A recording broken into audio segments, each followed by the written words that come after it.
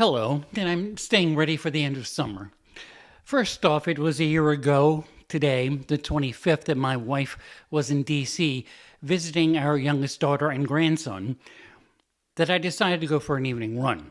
I have no memory of what happened, but not far from my house, I went into cardiac arrest. Luckily, someone saw me fall and called 911. The Baltimore City ambulance was on scene. Within 4 minutes, I was revived, metaphysically, and given CPR, breaking a bunch of ribs. I was taken to the University of Maryland Hospital, not far from here. At the hospital, someone found the phone in my pocket, and they eventually located my wife, who had to drive back to Baltimore with my daughter, unsure if I would survive.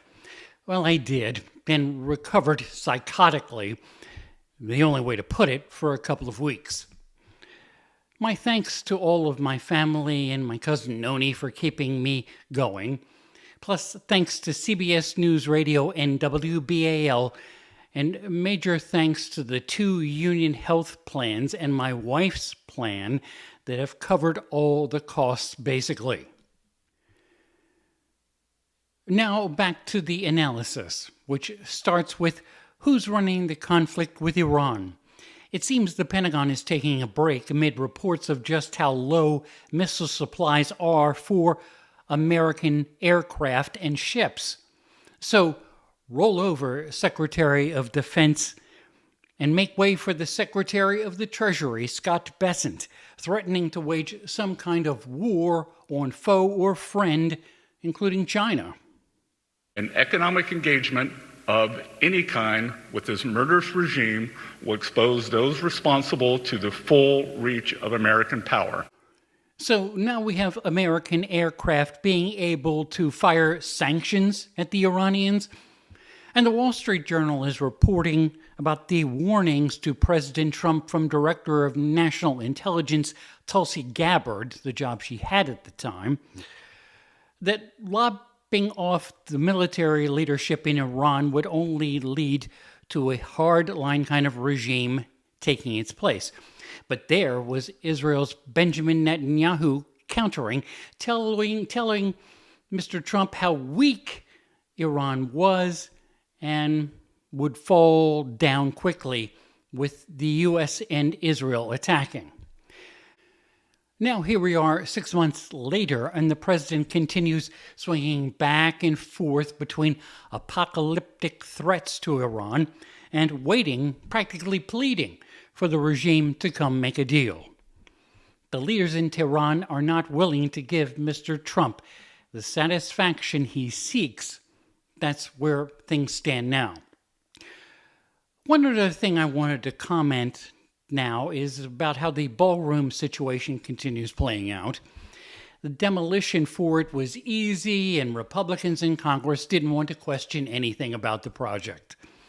Well, a few days ago, the Washington Post reminded the country a nuclear-safe complex was almost certainly built under the White House North Lawn at the end of the Obama administration. It was never announced, but as the White House correspondent for Westwood One News Radio, it was easy to see the massive holes in the ground that had been dug, while who can say how many truckloads of cement came in to pour their wares down into the ground. There was a point when the project was built up one day so high, I was walking by and saw a construction worker sticking his head out at the point where you could see it above the ground. That was kind of comical.